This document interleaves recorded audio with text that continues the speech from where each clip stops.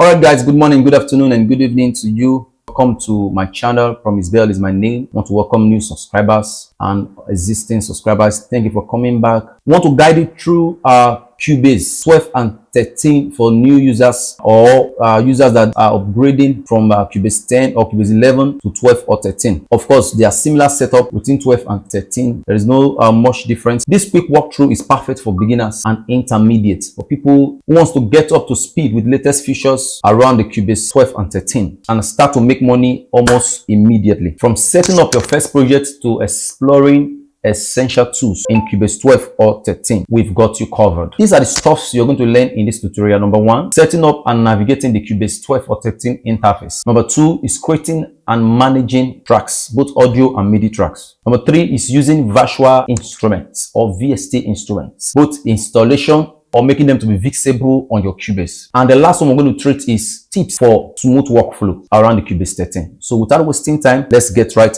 into it. All right, I will assume your Cubase is already installed. If that has not been done, please look for my next tutorial or just click the card up on how to install your Cubase 13. So I will open my Cubase 13 and wait for it to load. Of course, you're going to be patient and wait for it to load. Okay, it's open. I've been using it before, but if you're a new user, you're going to find out that this part is going to be empty. This is your recording. You can choose from any of these templates. What I normally do when I started using Cubase was I'll quickly go through their templates. I'll study what they do, study the effects they use. I'll study the way they sequence their stuffs, how they use their automations and many of those stuffs. After studying it, I'll go back and create a new project. I'm giving you tips on what works for me as a producer over the years. Then if you're looking at creating just MIDI instruments, you can go and choose from all this setup and of course do your, but that's not our focus for today. The next one is just basically for production, and the third is mastering. If you're a new user, you want to check out their mastering setup, you can click this. But for now, we're going to go with more than empty. I'll come over to empty and what creates. What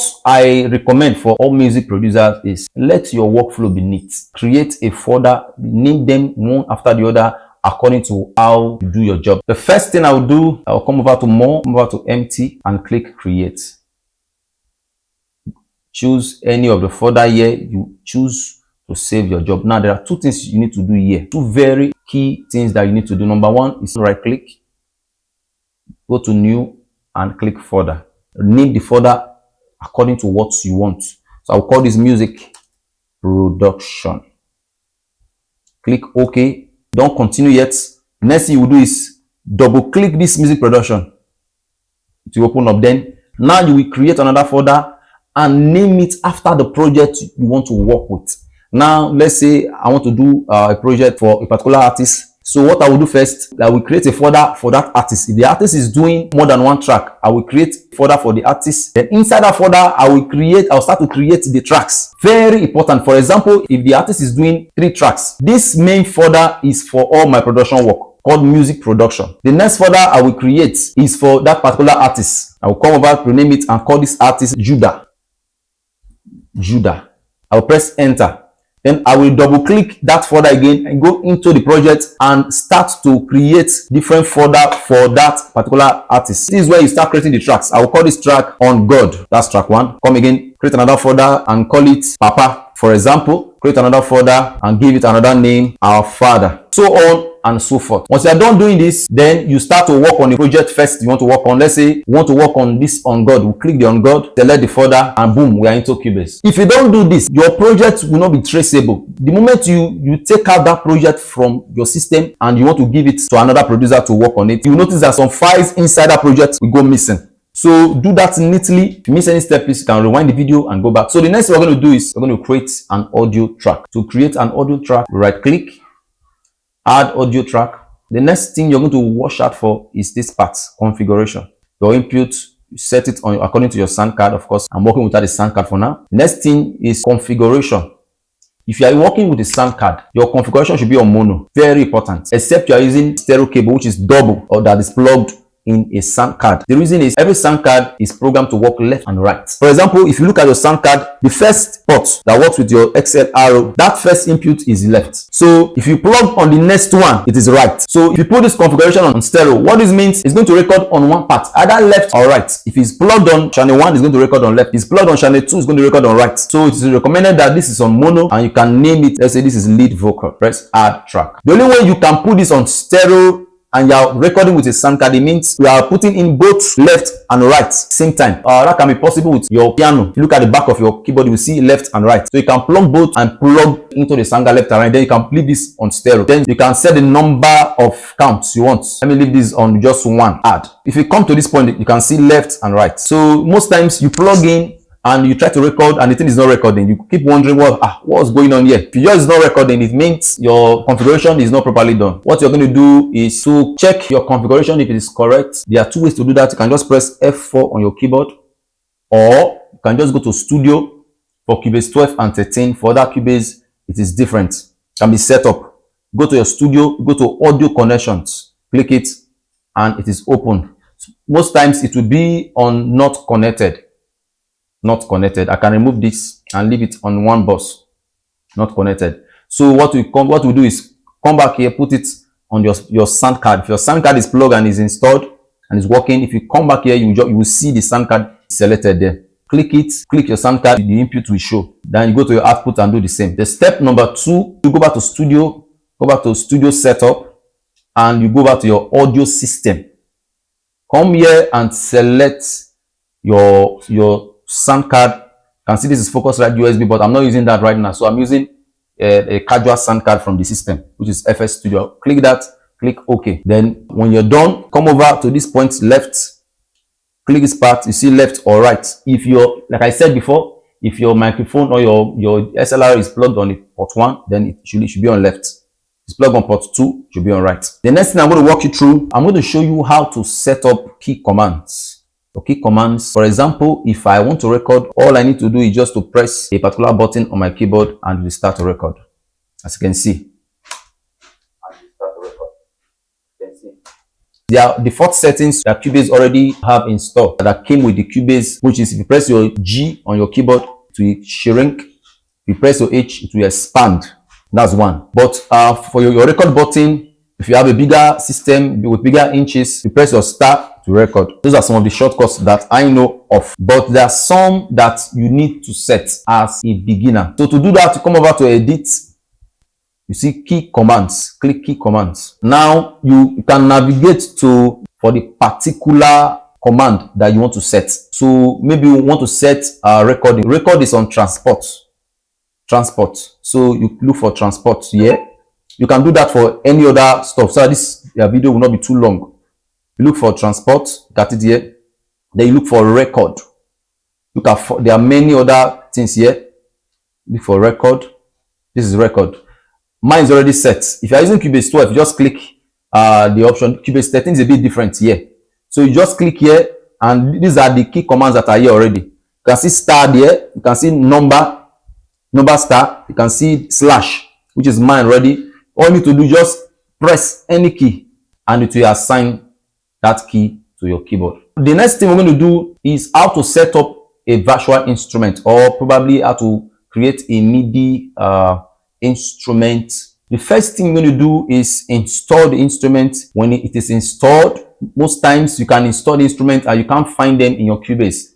It is a regular problem for upcoming producers or beginners. If you can't find your VST plugins in your DAW, especially Cubase, come to Studio, click VST Plugin Manager, click it. This works for Cubase 12 and 13, by the way. Then the next thing you're going to do, these are parts that are here determines what the Cubase is going to scan when opening. So it means you open the Cubase, it's going to scan the following folders that are here. If your part is not set, it's not going to see that part. So whenever you are installing a software, you set the part. Let me install this VST plugins quickly. All right, so I'll click next, accept. Now, this is the point where the original program is going to install into. So you don't need to change this part. Leave it so. come over here, then look for the part that says VST. If you are using a 64-bit program like Cubase 13, the plugin base is 64-bit. Cubase 5 is 32-bit plugin base. It means there are some plugins like Purity, Hypersonic 1, and Gravity can work on Cubase 13 and 12 because Cubase 12 and 13 are 64-bit VST plugins. So you come over to here, click Browse, come over to Local Disk C, scroll down to Program Files, then look for your Cubase. Cubase is under Steinberg. This is Steinberg. Scroll down. This is Cubase 13. No, this is VST plugin. So when the first file you install, we create a VST plugin folder. Click this VST plugin folder. Click OK. Click Next, and allow the program to install. Of course, I've installed it before. No need to install it. When after installation, you come back to your Cubase. If that particular part where the plugin is installed into is not here, then you need to add it. So to add it, click this plus sign. Click Local Disk C. All 64-bit base program are on Program Files, not Program Files 86. Click here. Go to Steinberg. This is Steinberg, and this is the VST plugin folder. Click it and select folder. After doing that, you click this Scan All.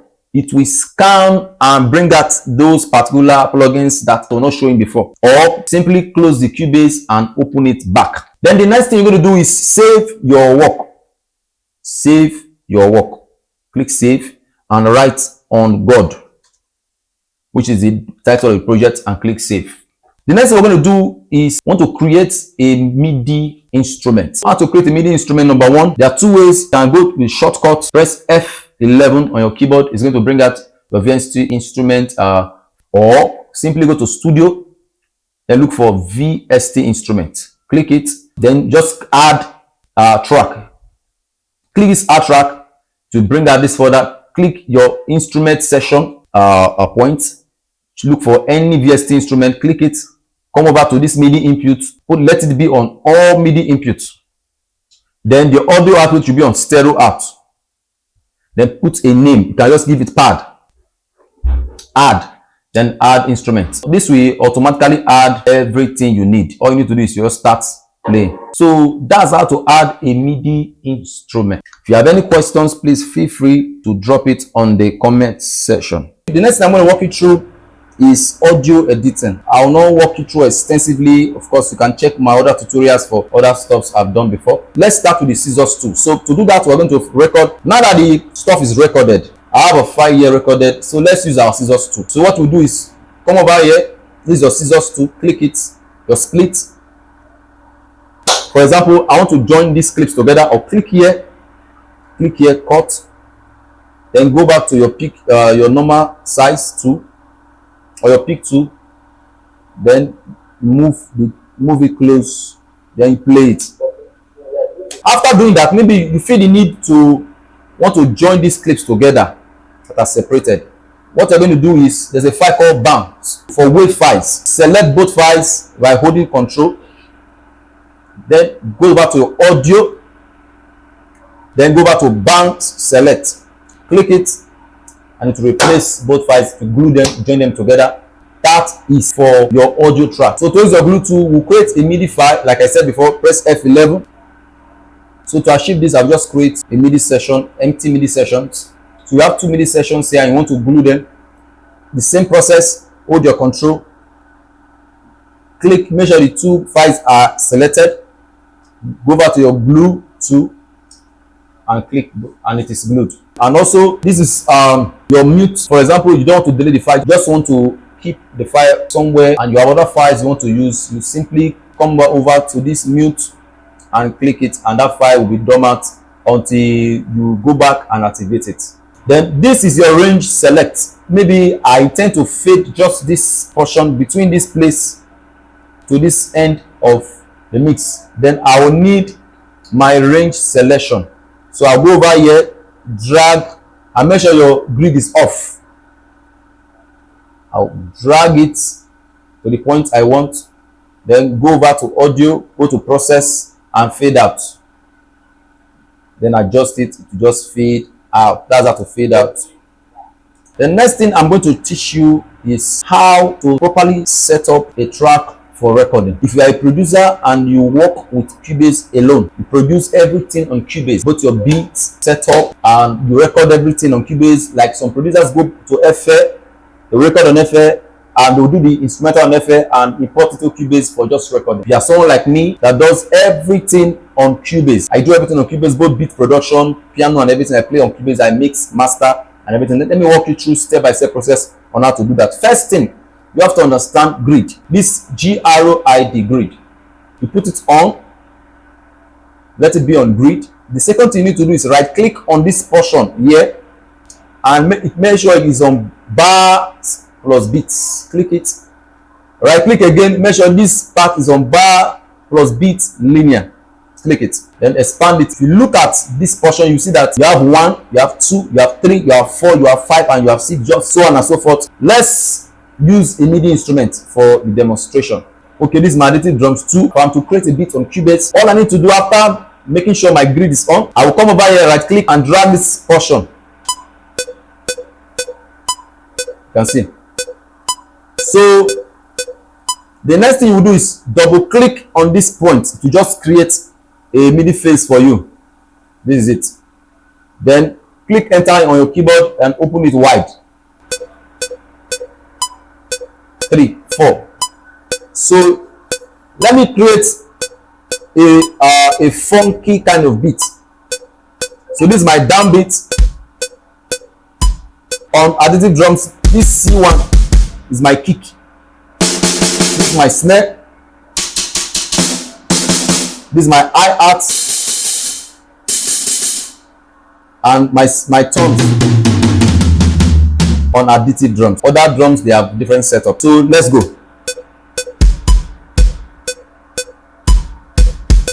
So I'm creating a funky kind of beat.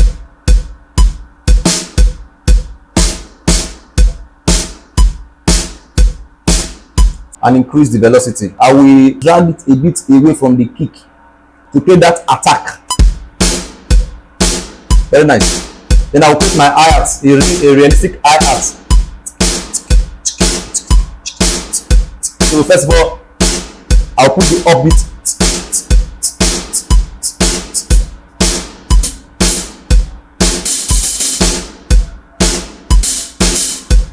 Let's leave it here.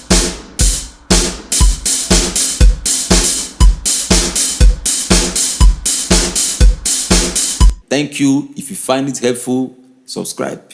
Bakam, I don't go.